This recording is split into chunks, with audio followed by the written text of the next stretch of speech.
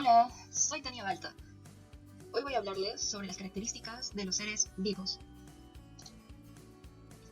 Vamos a introducirnos en seres vivos. ¿Qué son los seres vivos? Son aquellos organismos complejos que están formados por una o más células que tienen la capacidad de desempeñar las funciones básicas de la vida. ¿Conoces los 5 reinos de los seres vivos? El sistema de los reinos biológicos es la forma que tiene la ciencia de clasificar a los seres vivos por su relación de parentesco en la historia de la evolución. Nadie sabe con certeza cuándo, cómo ni por qué surgió la vida en la Tierra. Pero Aristóteles reparó hace 2400 años en que toda la biodiversidad del planeta era de origen animal o vegetal. Sin embargo, esta observación inicial del filósofo griego se completó en el siglo XX cuando el descubrimiento de 5 nuevos reinos fue. En la actualidad se reconocen 5 reinos en total, agrupados por 8,7 millones de especies en la Tierra, según estima el Programa de las Naciones Unidas para el Medio Ambiente. A continuación, les daré un resumen. El primero que distribuyó a los seres vivos en 5 grandes reinos fue el ecólogo norteamericano Robert Whittaker. El reino animal es el más evolucionado y es uno de los más biodiversos. Se dividen en 2 grandes grupos, vertebrados e invertebrados. Son seres pluricelulares y eucariotas de alimentación heterótrofa, respiración aeróbica, reproducción sexual y capacidad de desplazamiento. El reino vegetal es uno de los más antiguos y que se caracteriza por su naturaleza inmóvil, pluricelular y eucariota. Estos seres autótrofos, que contienen celulosa y clorofila en sus células, son imprescindibles para la vida en la Tierra, al liberar oxígeno a través de la fotosíntesis. En cuanto a su forma de reproducirse, esta puede ser de tipo sexual o asexual. El reino fungi, este nombre se utiliza para designar al reino de los hongos. En 1959 se comprobó que los hongos no eran vegetales, y es por eso que este fue el último de los reinos en clasificarse. Contempla que las levaduras, los mohos y todas las especies de setas son del reino fungi. Estos organismos pluricelulares, aeróbicos, eucariotas y heterótrofos contienen quitina en sus paredes celulares, parasitan a otros seres vivos para alimentarse y se reproducen mediante esporas. El reino protista. Este grupo es el más primitivo de los eucariontes y de él provendrían todos los demás. El reino protista es parafilético. Protista, al ser tan heterogéneo, resulta difícil caracterizarlos, ya que sus integrantes tienen muy pocas cosas en común. El reino monera son los seres vivos microscópicos y aglutinan a los organismos procariotas, sean arqueas y bacterias. Este grupo está presente en todos los hábitats y lo forman seres unicelulares sin núcleo definido. La mayoría de las bacterias son aerobias y heterótrofas, mientras las arqueas suelen ser anaerobias y de metabolismo quimiosintético. A continuación, las características de los seres vivos. Todas las especies que forman parte de un determinado reino tienen una compleja estructura material y características similares en cuanto a desarrollo y funcionamiento, entre las cuales se distinguen la organización. La organización es una característica muy antigua. Se organizan en niveles desde lo más simple a lo más complejo.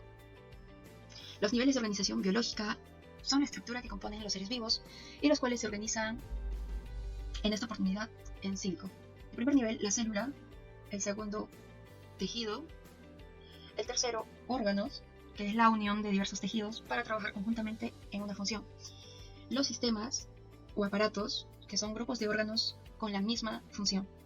Y el organismo, la unión de todos los aparatos y sistemas, es decir, un ser completo. La homeostasis. La homeostasis es una propiedad de los organismos que consiste en su capacidad de mantener una condición interna estable y relativamente constante y dinámica, es decir, es el equilibrio interno constante de los organismos vivos. Por medio de los mecanismos homeostáticos en forma independiente de las variantes externas e internas, el sistema siempre se comporta de una manera. Siempre hay existencia de dinámicas de detección, interpretación de la información y comienzo de la respuesta apropiada para mantener el equilibrio. Este sistema se dice que son de retroalimentación negativa. Por ejemplo, la homeostasis regula el calor de nuestro cuerpo. Cuando hace calor, el cuerpo suda. Cuando hace frío, el cuerpo metaboliza más los alimentos. Otra característica del ser vivo es el movimiento.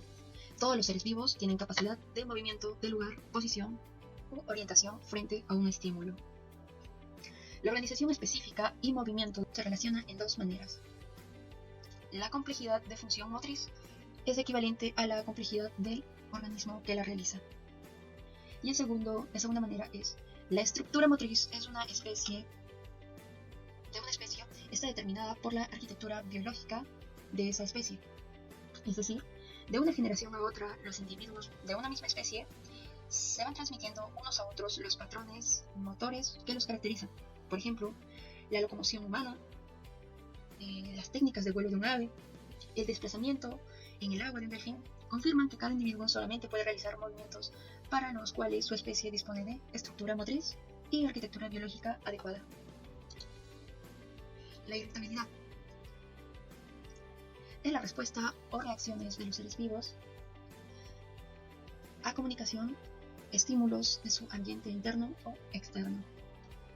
Por ejemplo, los animales, a través de órganos de los sentidos, perciben los estímulos externos y los internos a través de receptores de temperatura, dolor, estiramiento.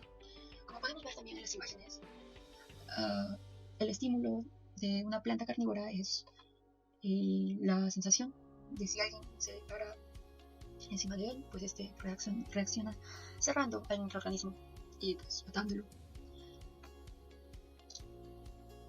Crecimiento y desarrollo. Esta característica de un ser vivo es muy notorio y esta siempre está presente, ¿no? La vida comienza en una célula única que se multiplica formando nuevas células. Significa crecimiento. Diferentes células desarrollan tejidos separados y órganos. Este es el desarrollo. Por ejemplo, podemos observar en la imagen un huevo. Este huevo tuvo que ser incubado y pues la célula hizo que pueda salir el pollito. Mientras este pollito fue alimentado, se fue desarrollando sus tejidos, sus órganos y convirtiéndose en un pollo hasta una gallina y gallo ya desarrollado. Igualmente aquí podemos ver el desarrollo del ser humano, o también podemos relacionarlo con cualquier desarrollo animal. Los seres vivos aumentan progresivamente de tamaño hasta alcanzar los límites característicos de su especie gracias a la utilización de los nutrientes adquiridos de sus alimentos. El metabolismo es el conjunto de procesos mediante los seres que aprovechan la materia y energía para realizar sus funciones. Estas reacciones químicas son reguladas por los enzimas catalizadores químicos. Hay dos tipos de metabolismos, el catabólico y anabólico. El catabólico es el proceso que transforma sustancias más complejas a sustancias más simples. La finalidad es la obtención de energía. Por ejemplo, una de estas es la digestión o hacer ejercicios. El segundo tipo de metabolismo es el anabolismo. Es el proceso por el cual las sustancias más simples se convierten en otras sustancias complejas. El anabolismo sintetiza sustancias y utilizan energía. Por ejemplo, la síntesis de carbohidratos, lípidos, proteínas y a su vez forman células y tejidos que ayudan a crecer, como este hombre musculoso, grande. La reproducción es el proceso biológico por medio del cual los seres vivos forman nuevos individuos semejantes a ellos, que además de continuar su especie reemplazan a los que van desapercibidos. Dependiendo de las cualidades de cada reino y especie, los seres vivos presentan distintos tipos de reproducción. La reproducción sexual, que esta es la participación de gametos femeninos y masculinos, que al unirse mediante la fecundación originan un huevo o cigoto. Por ejemplo, aquí podemos ver un gatito negro y un gatito blanco. 50% de ADN de gatito negro, 50% de ADN del gatito blanco, pues hay variabilidad genética y se forma un gatito blanco con manchas negras. La reproducción asexual se lleva a cabo sin la participación de gametos o células reproductoras. Es la que emplea los organismos menos evolucionados como las bacterias o los protozoarios. En esta de acá se puede observar en la imagen que el ADN es 100% idéntico al de su progenitor, es decir, no hay variabilidad genética. En la reproducción asexual hay tipos, por ejemplo, partición binaria o bipartición, que esta es de su progenitor, se parte en dos, desaparece el progenitor pero quedan dos descendientes. El tipo de gemación es que su progenitor desecha un gameto idéntico a él. En la esporulización es que sus células son multiplicadas internamente y en un punto determinado pues este explota y salen muchos de él mismo.